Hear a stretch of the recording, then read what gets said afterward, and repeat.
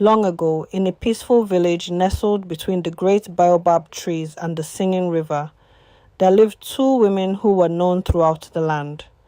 The first was named Amara, a kind-hearted widow who had very little but never turned anyone away hungry. The second was Ankem, the wealthiest woman in the village. She owned fertile farmland, dozens of goats, and the largest compound anyone had ever seen. Yet, despite all her riches, Ankem was never happy. Whenever people praised Amara, jealousy burned inside her like fire. Ankem refused to believe that kind heart is greater than wealth. If she is so poor, why does everyone love her more than me? A generous heart shines brighter than a house filled with gold. One dry season, the rains delayed for many weeks. Day after day, the hot sun beat down on the land without mercy. Crops began to wither. The rivers grew shallower, and the once green fields slowly turned dry. The villagers watched with heavy hearts, fearing that hunger would soon follow if the rains did not come.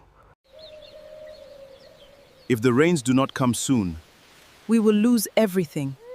How will we feed our children? How will we feed our children? Every evening, as the sun dipped behind the great baobab trees, Amara would gather whatever little food she had. Though it was often barely enough for herself, she never turned anyone away. She quietly shared her meals with the hungry, the elderly, and weary travelers passing through the village. Her kindness brought comfort to many, and no one ever left her doorstep with an empty stomach. Meanwhile, Ankem locked away her grain in huge clay pots inside her storeroom. She ordered her servants to seal the doors tightly and guard them day and night. No matter how hungry the villagers became or how desperately they pleaded, she refused to share even a handful of grain. She believed that the more she kept for herself, the richer and more secure she would become. One hot afternoon, an old traveler arrived in the village carrying nothing but a worn wooden walking stick and an empty calabash. His clothes were old and dusty from many days of traveling, and he looked weak with hunger. Hoping someone would show him kindness, he first made his way to the grand entrance of Ankem's magnificent compound. When the gate was opened, Ankem stepped outside dressed in her finest clothes, glittering with gold jewelry. The moment she saw the old traveler, her smile disappeared. She frowned with annoyance, clearly unhappy that a poor stranger had come to her gate. She slowly looked him up and down with eyes full of contempt, wrinkling her nose as if his poverty disgusted her. Instead of greeting him warmly, she folded her arms, tapped her foot impatiently, and waited for him to speak, making it obvious that he was not welcome. I have not eaten for 2 days. May I have just one bowl of food? If I feed every stranger, I will soon become poor myself. The traveler thanked her politely and continued down the dusty path until he reached Amara's small hut. Amara welcomes him warmly. She had only enough oat porridge for herself that evening. Yet she did not hesitate to share with the traveler. Amara smiled warmly. "It is easier to share a little than to enjoy plenty alone," she said. She divided the meal into 2 bowls.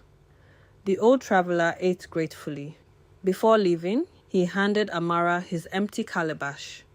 "This is only an ordinary gourd," he said with a gentle smile. "Treat it with kindness."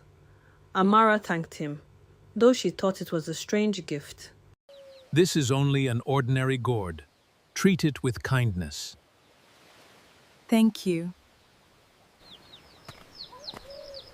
The next morning, Amara filled a clay pot with fresh water and gently poured it into the ordinary-looking calabash.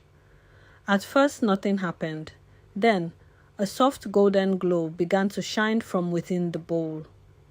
Before her eyes, the water slowly disappeared, and steaming, fragrant white rice began to rise until the calabash was completely full. The rich aroma filled the little kitchen. Amara froze in disbelief. Her eyes widened, her mouth fell open, and she almost dropped the clay pot she was holding. She stared at the miraculous gift, hardly believing what she had just witnessed.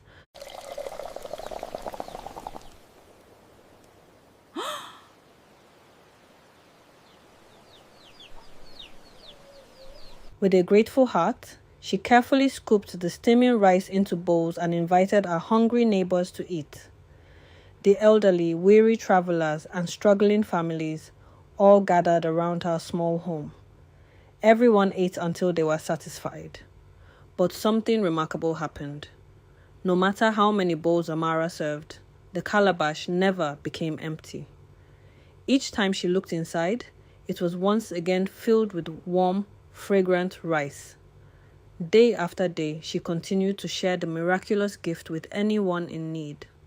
Soon, no one in the village went to bed hungry. Children laughed once more. The elderly smiled with relief, and travelers blessed Amara for her generosity.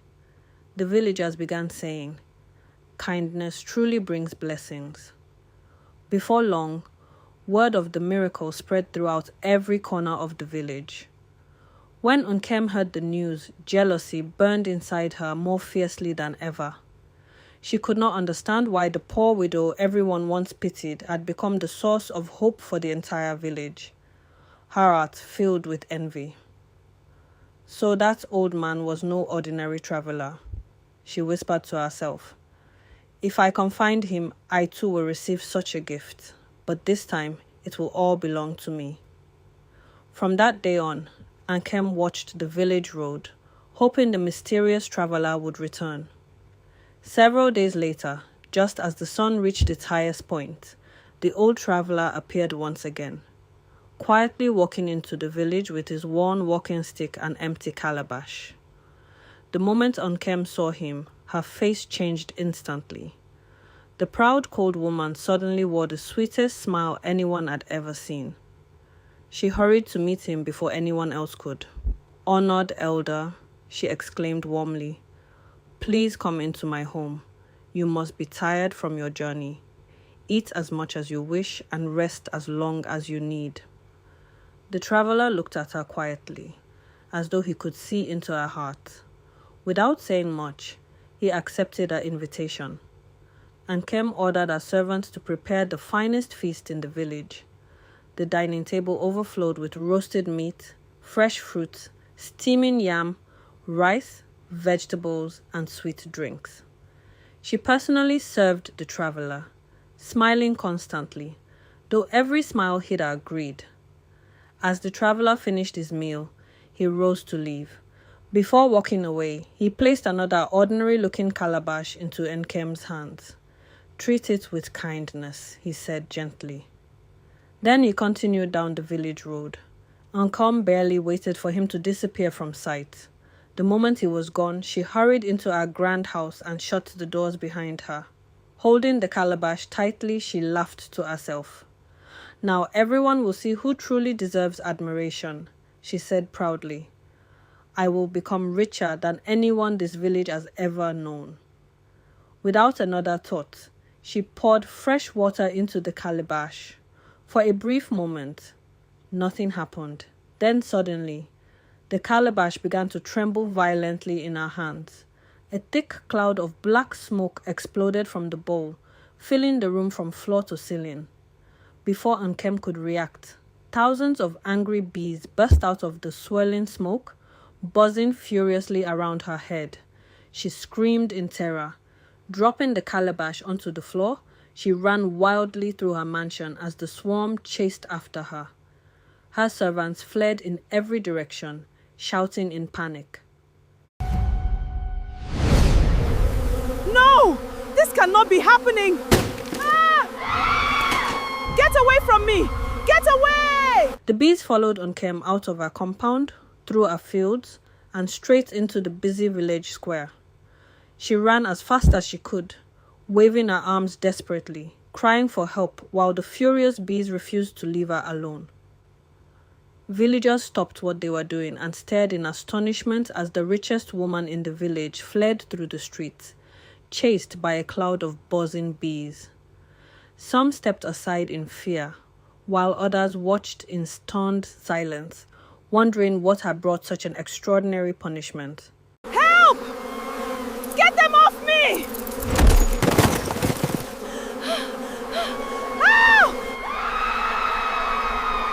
The furious bees chased Ankem without mercy until, in her desperation, she stumbled over a rock and tumbled headfirst into the river. The moment the cold water swallowed her, the swarm circled above for a few seconds before disappearing into the sky as suddenly as it had appeared. The village fell silent. Help! Get away from me! Oh no! Oh no!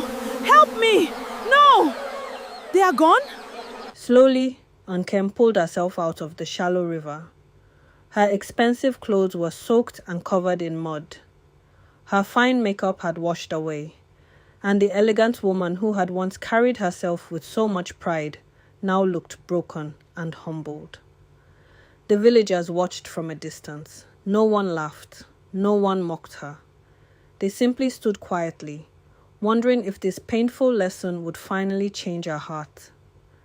Ashamed and exhausted, Ankem walked slowly to the great baobab tree that stood at the center of the village. She lowered herself beneath its enormous roots, unable to meet anyone's eyes. For the first time in many years, she looked honestly at herself. She thought about Amara, who had owned almost nothing yet was loved by everyone. She thought about the old traveler and the simple words he had spoken.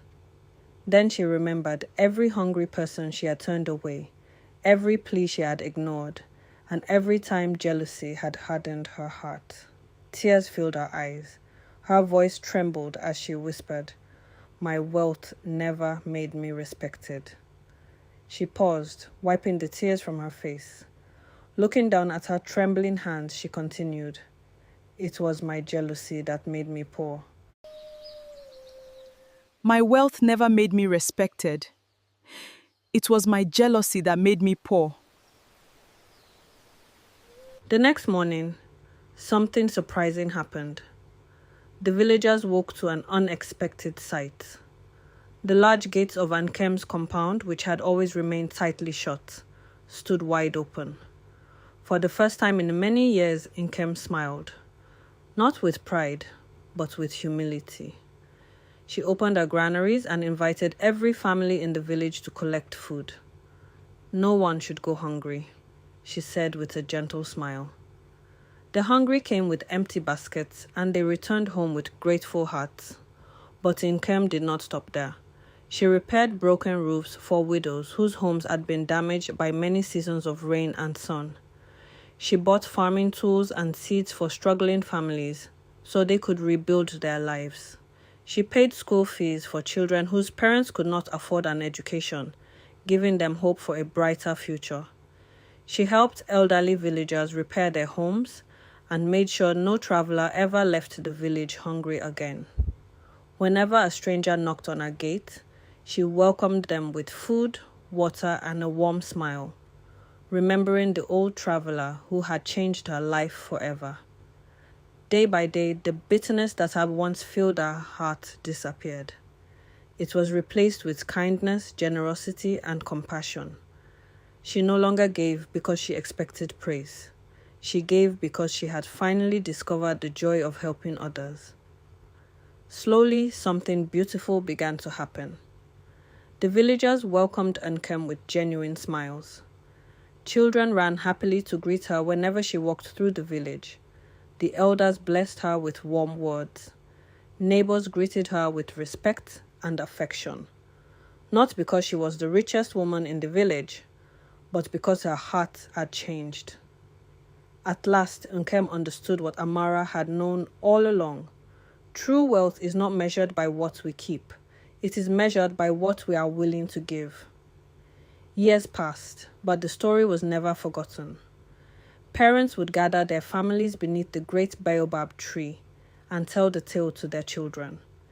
They would say, "Jealousy is a gourd with no bottom.